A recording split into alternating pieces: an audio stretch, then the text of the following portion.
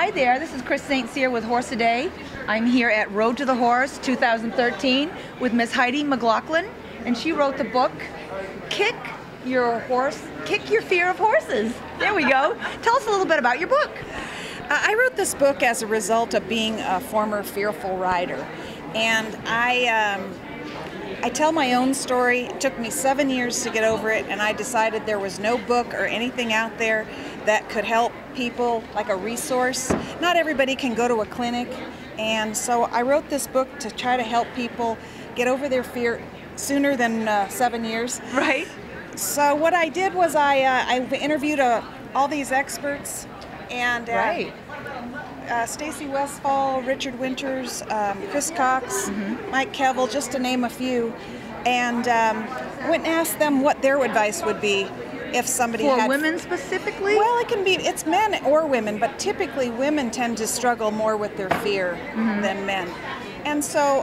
men do, but they don't show it. They don't want to tell you about it. But right, I have had some brave men that will come up and talk to me and say, tell hey, me I've really got some fear issues. And so I interviewed them all to get their opinion, and then I followed 3 women for a year using my method, and I put their results and how they did. Yeah. In your book? Yeah. So typically, if you follow my instructions, it takes about a year, and to get over your fear. And usually, I always tell people that fear begins where knowledge ends. It's typically what it is it's a guide to help you peel back the layers, figure out where the holes are in your training, figure out what you need to do to get confident. Yeah. And I figure if I could do it, anybody could, because I was even afraid to pick up a horse's foot. Now, what happened with you? Why did you come into this fear? What happened? When I was about 8 years old, I had my grandmother's barn sour horse that I was running, taking on a trail ride. I was about 8. I didn't have any skill. And the horse just took off with me and ran me home. I mean, at a full gallop. Headed you back to the barn, huh? Right back to the barn, and scared me so bad. And then my grandmother told me, hey, get up and run, as if the horse was going to eat me. And so for my whole life, it instilled this fear. It was never dealt with. No one told me what I did wrong. Yeah. And so when I finally, I would ride a few rental ponies here and there. When I got old enough and I had the time and the money and I got a horse, I was terrified. You were? I still had that fear. You didn't tell anybody about your fears at that point? No, I was embarrassed. So I didn't want people to know. I tried to hide it. And I talk a lot about that in the book, about us trying to hide fear, because it's there and it's going to stay there until we deal with it. So I tell people, fear is an emotion. It's a nasty one. It plants a seed and it just grows and grows. That's then festers, isn't it? But courage, on the other hand, that is a action word, and you have to muster up your own courage and just face it. And there were many days I was frustrated and crying, but I got through it. You came through it. I got through it, and I wrote this book because I want other people to know what it feels like to ride, not just with confidence, but with joy. Tell us a little bit about this horse here that you have on the cover of your book. Well, I've had this horse since he was 18 months old. Chris Cox actually started the horse for me back in 2002, and that was when I went to my first clinic with my horse that had 6 weeks on him.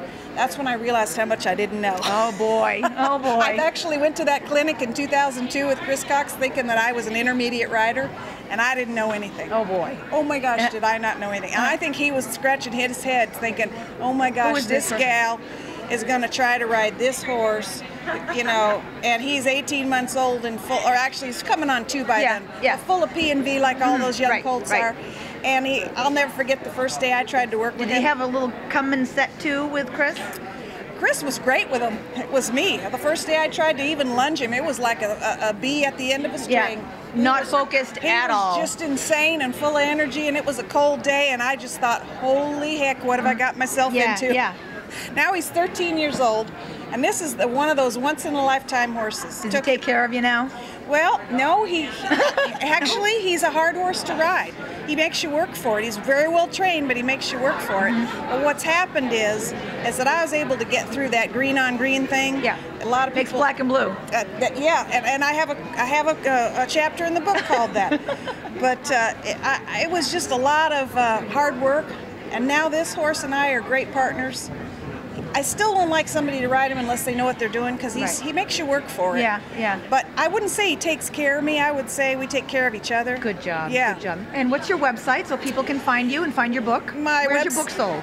My book is on Amazon. It's on Kindle, but it's also on my website. And you can go to Fearless Rider, which is www.fearlessrider.com. Awesome. Well, thank you so much. And what's your thoughts about this weekend? What's going to happen this weekend? Who's your favorite? Well, don't you dare to say? I know. Don't you dare to say? I'm kind of leaning towards the women, and I'll tell you why. I'm from California, and both those girls are from California.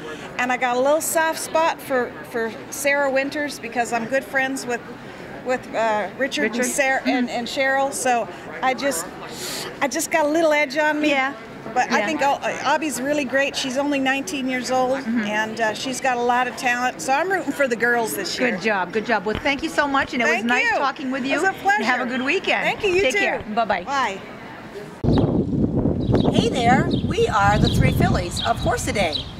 Chris, Tina, and Jackie. We would love for you to check out some more of our videos and interviews at horseadayblog.com.